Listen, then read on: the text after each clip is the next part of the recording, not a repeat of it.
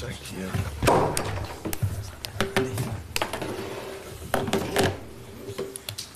Cheers, Sam.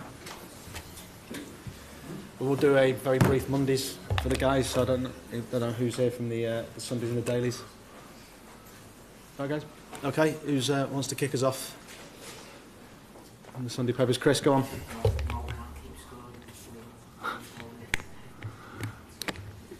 What can I say? He's in a good moment. Yeah, good for us. Good for us, but I would like to say the first one was, the ball was already away, and then we've fighting back somehow. Not sure exactly how, who made maybe the mistake of Southampton, but that's not a real chance from there, I would say. And then fantastic goal, second goal, fantastic play, outstanding for the pass. I'm pretty sure Phil played a few more of these passes already in his life, but that somebody gets it in the box and it's not offside, that's quite rare. So, yeah, nice goal. And the third one, well, we forced it then more or less at this goal. But let's start with something else. So it's Southampton, it was an open game in the beginning. We had maybe a little bit more. We had already in the beginning kind of chances, the moments, cross from Sadio, stuff like this.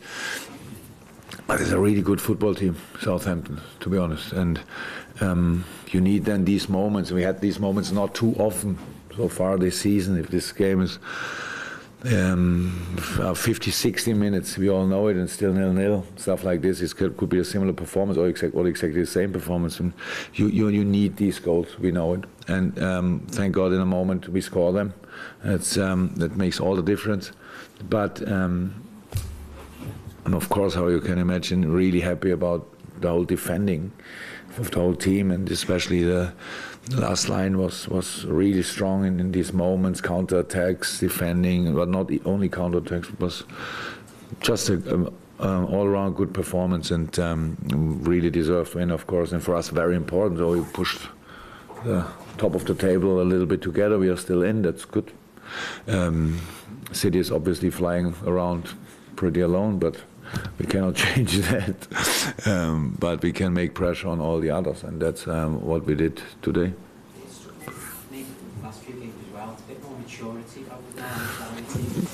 Yeah, we spoke again about it after 2 weeks now. When we were not together, we spoke again about it. That we have to build on our experience that we made so far in the season. We had pretty much everything. We played all kind of teams, we all kind of styles. There was only one game that was really bad. It was Tottenham. That was not good. And I know the other result and maybe a few people will think a little bit differently, but in my eye, it was only one really bad game, and the rest was all. We could have won all the other games, so we have to score then in the right moment, should not concede, but only about when we speak about the performance. And we build it on that now. This experience, we used it. So we have a much better protection. I hope we can keep that.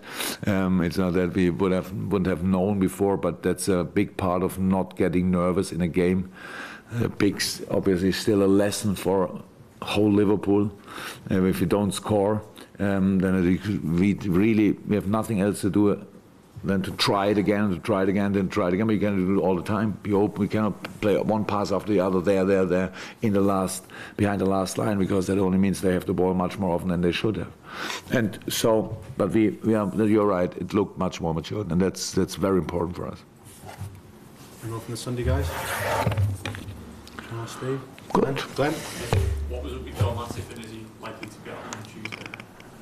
Not a real idea. Obviously, it's the smallest strain you can have, but he's a tall boy. Maybe for Salah would be a proper strain. I don't know. For today, there was no chance. It looks good, but I'm not sure if he will be ready for Tuesday.